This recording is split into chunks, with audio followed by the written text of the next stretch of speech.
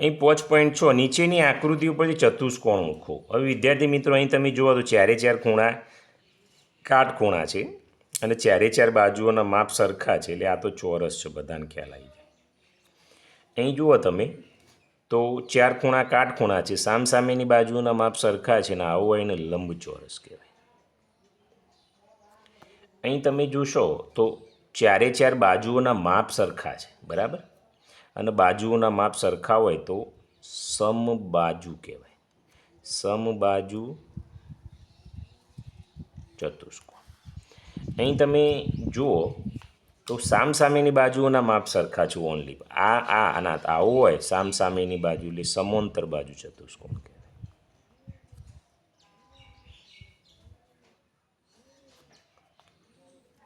હવે વિદ્યાર્થી મિત્રો અહીં તમે જુઓ તો સામસામેની બાજુઓની એક જ જોડ સમાંતર છે, તો આને સમલંબ ચતુષ્કોણ કહેવાય.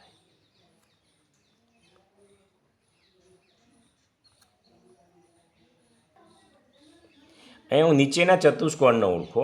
ચતુષ્કોણને ઓળખવાનો હોય મારી ચારે બાજુના માપ સરખા છે. હવે કઈ ચારે બાજુના માપ સરખા હોય તો એક ચોરસ આવે અને બીજો સમબાજુ ચતુષ્કોણ આવે.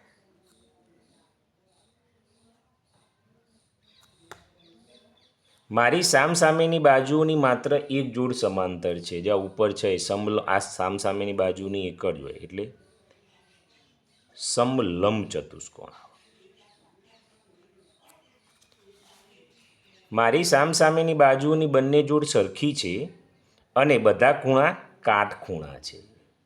તો વિદ્યાર્થી મિત્રો આવું કહ્યું હોય સામસામેની જોડ સરખી હોવી જોઈએ, તો આ સામસામેની જોડ જો સરખી છે, બધા ખૂણા કાટખૂણા હોય એટલે લંબચોરસ આવે.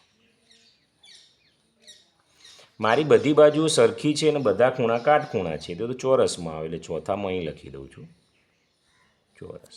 મારી સામસામેની બાજુઓ સરખી અને સમાંતર છે. સામસામેની બાજુઓ સરખી છે આરી અને સમાંતર હોય તો સમાંતર બાજુ ચતુષ્કોણ. સમાંતર શબ્દ આવે એટલે સમાંતર બાજુ ચતુષ્કોણ.